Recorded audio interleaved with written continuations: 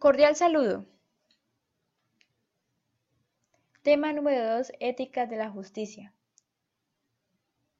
Colegio Pablo Neruda del grado 11, presentado por Slendy Rangel.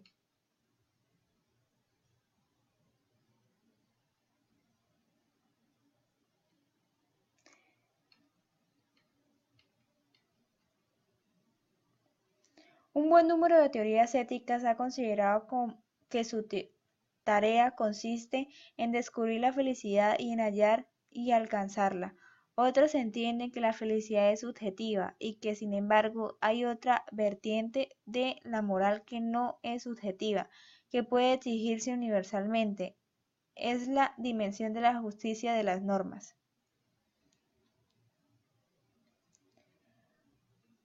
Fue Immanuel Kant que inició esta tradición que se denomina deontologista, porque se propone por el deber de las normas y también formalista, ya que de las normas le importa la forma y no los contenidos. En nuestros días sigue viva esta tradición en autores como Karl Otto Appel, Jürgen Habermas y John Rawls, a quienes se les llama procedimentalista porque quieren dilucionar cuál es el procedimiento para decidir que una norma es correcta. Karl Otto Appel nació en 1724 y murió en 1804, filósofo alemán considerado por muchos como el pensador más influyente de la era moderna. Jürgen Habermas, tras la Segunda Guerra Mundial, se inscribió en la Universidad de Bonn. La ciudad de Bonn fue hasta 1989 la capital de Occidental República Federal de Alemania. En una universidad hizo el doctorado de filosofía en 1949. En 1961, Karl Otto fue nombrado profesor en la Universidad de Maguncia. Desde 1962 ejerció como profesor ordinario en la Universidad de Kiel.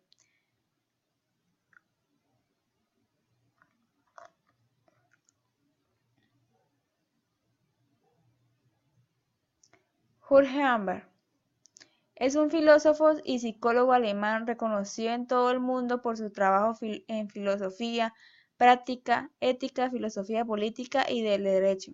Gracias a una actividad regular como profesor en universidades extranjeras, especialmente en Estados Unidos, así como por la traducción de sus trabajos más importantes a más de 30 idiomas.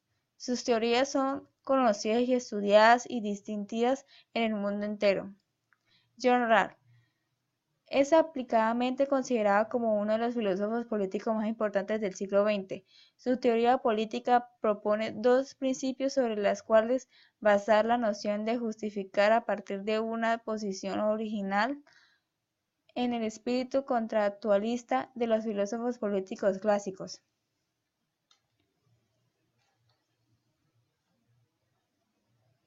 El formalismo ético.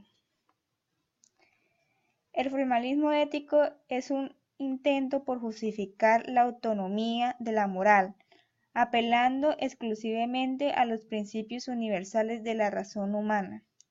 Su representante más importante es Kant, quien se propone dar una explicación racional al comportamiento humano y a la manera como puede justificarse la moral sin recurrir a parámetros autoritarios, a diferencia de las siguientes formas de fundamentación moral, que apelaban a los deseos y a la aceptación del destino, o a los placeres. Para Kant, la moral depende únicamente de las leyes estrictamente racionales.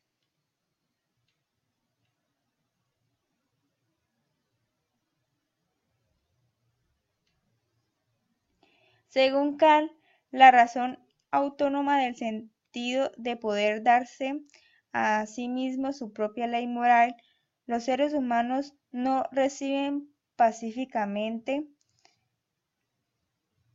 no reciben pacíficamente no les viene dada desde afuera, ni es expuesta por otra persona, sino que nada más el principio supremo de la moralidad, como viene dada por la razón, los seres humanos actúan como una ley que les dicta principios de alcance universal, pueden ser aplicados a todos los individuos en cualquier situación.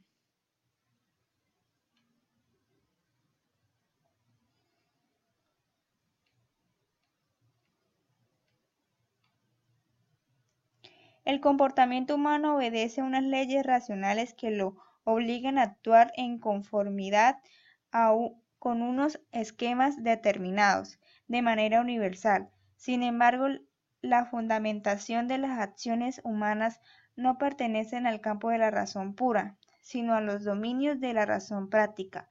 En el primer caso se estudia las condiciones de posibilidad del conocimiento. En el segundo, la fundamentación normativa para la acción moral que permite actuar en sociedad. Así, las leyes normales son principios de acción.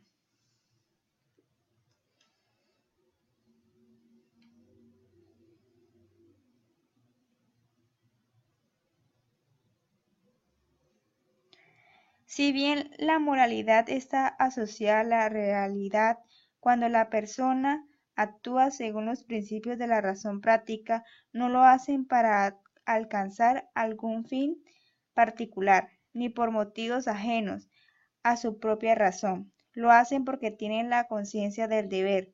Los seres humanos tienen conciencia de unos deberes que se imponen de forma autónoma y requieren universalmente.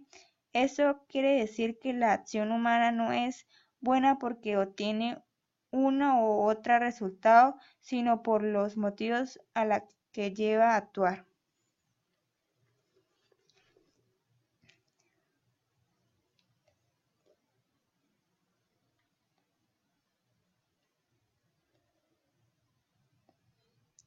Para Kant, un acto se puede determinar moralmente si se analiza en él dos componentes fundamentales, su material o su forma. La materia de un acto es un contenido, lo que se hace, y la forma, el por qué se hace, su razón o su intención. La moralidad de un acto no se puede fundamentar en su materia, es decir, sobre su contenido, sino sobre su forma, es decir, la intención que lleva al sujeto conforme al deber dictado por la razón.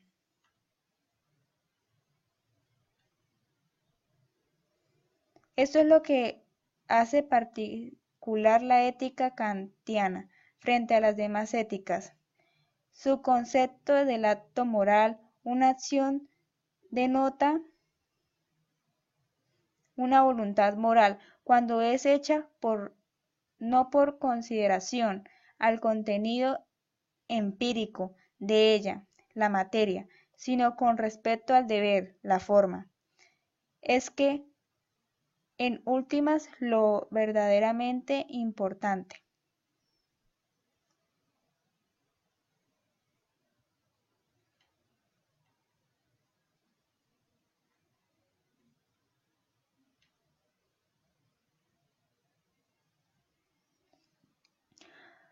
Kant afirma que si pudiéramos sustraer de toda acción su propio material, su contenido, aquello concreto que se hace, nos quedaríamos solamente con la intención con la cual ha sido hecha, con su forma pura, el deber.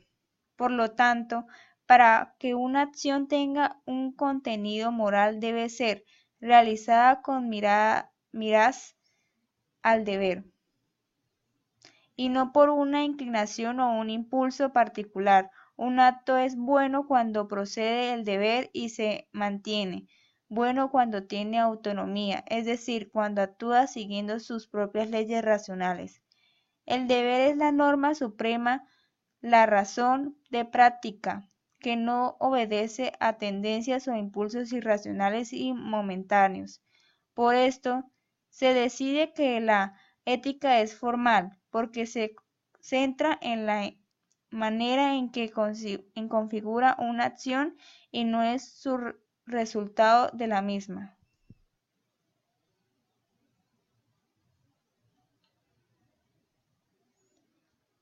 Autonomía y ciudadanía. El pensamiento de Kant inspiró buena parte de las ideas de la Ilustración, pero también sigue vigente hasta nuestros días, al darle la razón humana el papel principal en la fundamentación de la moral. Contribuye a elaborar la idea de que el valor del ser humano se encuentra en sí mismo y que su dignidad se descubre en el momento en que adquiere conciencia de sus capacidades y potenciales. Por ello, Kant afirma que los seres humanos son fines en sí mismos y el valor que merecen viene dado precisamente por su condición humana y deben ser respetados por ello.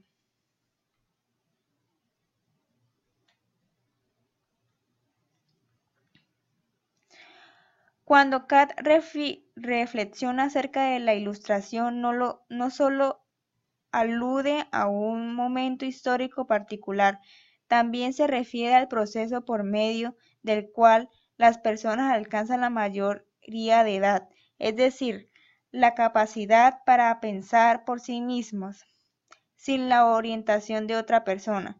Cuando se alcanza este estado, se adquiere la autonomía y la persona está en condiciones suficientes para actuar en sociedad, es decir, obtiene las facultades de cuestionar, participar activamente e interpretar y juzgar las normas sociales.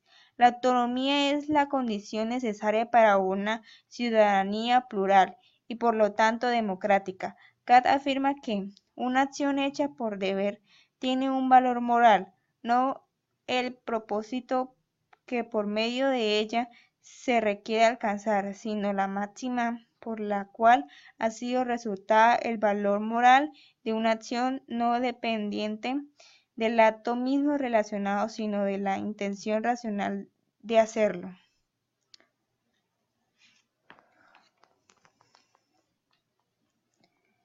El imperativo categórico. Kant establece que las acciones de los seres humanos deben estar basadas en principios universales. Estos principios funcionan como leyes morales que configuran la noción del deber y aparecen de manera constante, obligatoria y absoluta a la conciencia, orientando a las personas en su manera de actuar.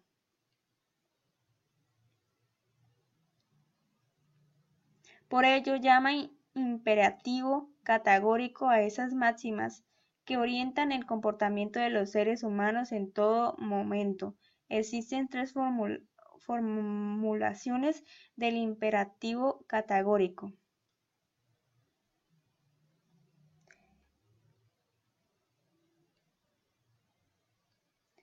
Máxima de la autonomía. Obra como si tu máxima debería servir al mismo tiempo de la ley universal. Máxima del respeto de la dignidad de las personas. Obra de tal modo que usen la humanidad, tanto tu persona como la persona de cualquier otro, siempre como una fin al mismo tiempo y nunca solamente como un miedo. Máximo de la legislación para una comunidad moral. Todas las personas que surgen de nuestra propia creación de la ley deben ser armónicas con un posible reino de los fines como un reino de la naturaleza.